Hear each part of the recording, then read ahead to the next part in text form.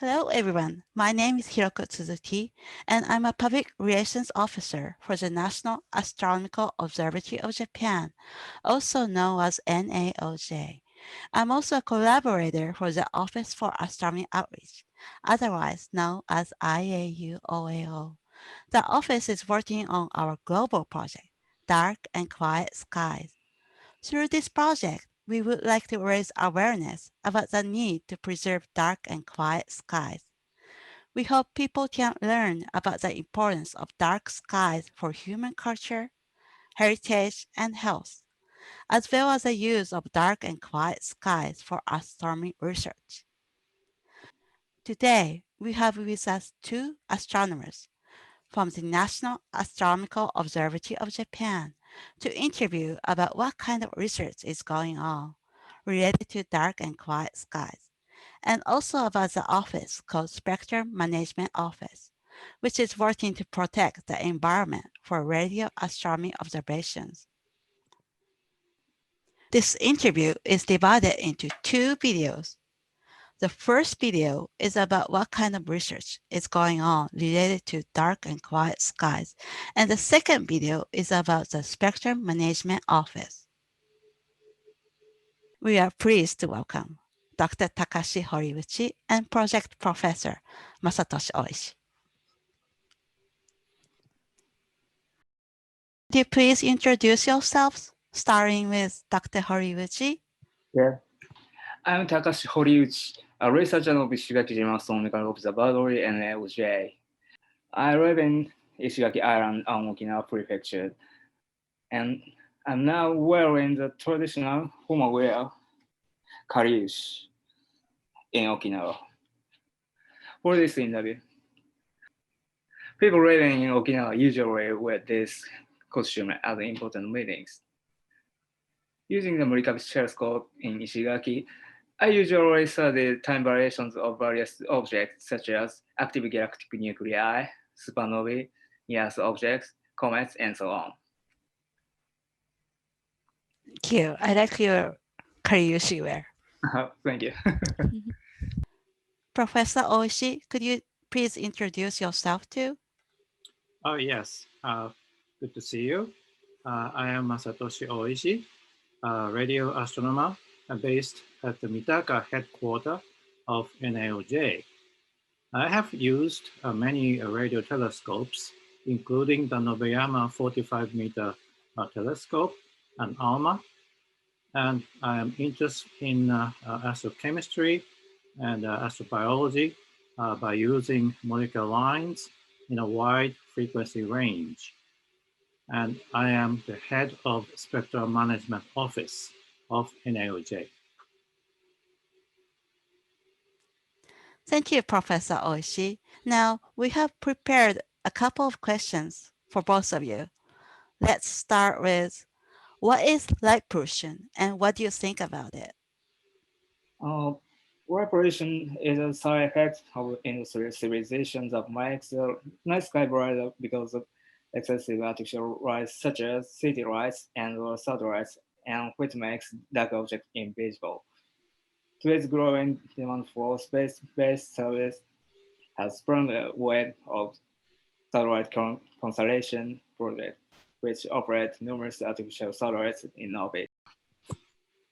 Since these satellites can shine by reflecting sunlight, the astronomy community has raised concerns about the potential impact on astronomical observations. Light pollution induced by satellites or satellites is a serious problem for astronomical observations because there are cases of the satellites interfere with observations. So NAOJ has a responsibility to control the source of light pollution. I want to add another thing.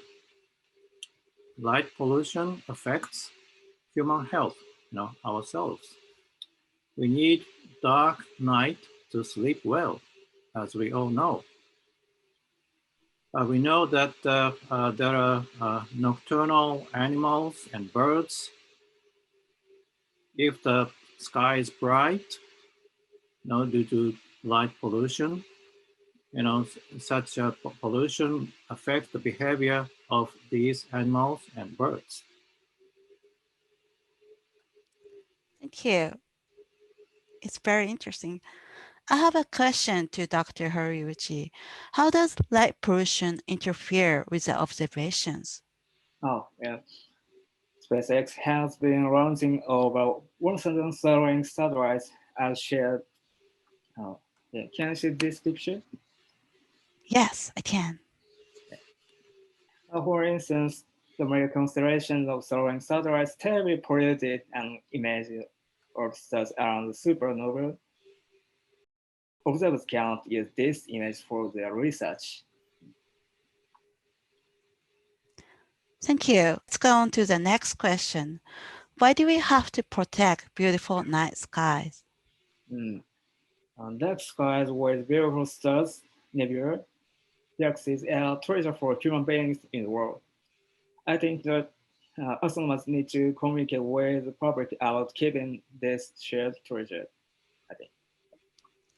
Thank you. May I ask the same question, Professor Oishi? Oh, yes. Dark sky is a shared natural resource for all life on Earth. As I said before, bright night sky affects not only our health, but nocturnal animals. Some people may say, astronomers are just saying they want to keep observing. Yeah. Because I am an astronomer and want to keep observing, uh, the light pollution problem is not a narrow-minded issue. I think it is human beings' responsibility not to degrade natural environment. We are part of the nature. Yes, we are part of nature. I agree with that. Thank you. This next question is for Dr. Horiuchi. What kind of research do you do on light pollution? Could you please speak about it? Okay. Okay. In order to research the light pollution, we perform the green, red, and near-infrared imaging observation of Starlink satellite using Murikabushi telescope. With observation, we can measure the brightness of Starlink satellites. As a result, it becomes a research for the degree of light pollution. Why are you doing this research? Because researching light pollution is a very important issue for NAOJ or astronomers. I think the observations for Starlink satellites is a suitable way to quantify the impact from the satellites. As you can see that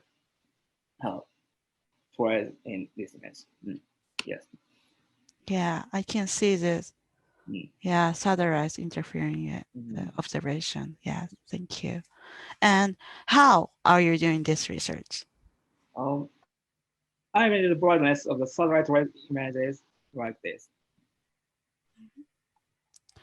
Do you plan to continue this research? Yes, I'm just studying the light pollution from the Starlink by the satellite telescopes all over Japan, including Murikabushi. In January 2020, SpaceX launched DAXSat and experimented satellite with an anti-reflective coating and asked astronomers to assess how much this coating can reduce the satellite reflectivity. In our personal research, I studied the brightness of Starlink DAXSat with black paints on its surface and confirmed that the surface significantly reduces the sunlight reflection. Apart from DAXSat, SpaceX developed Starlink VisorSat with a sun visor to reduce the sunlight reflection and launched it on June 3, 2020. We don't know the multicolor brightness of Starlink VisorSat, so we will continue to measure the brightness of this satellite. When there is light pollution and you're observing stars, what effects are there? Well, the flying satellites process in front of any image. It overlaps with object we want to take. Although the satellite trace can erase from the images, the shape of stars after that they slightly distort. So to raise the right position from satellite is an important issue. Mhm. Thank you. Thank you very much, Dr. Horiuchi and Professor Oishi. It's my pleasure.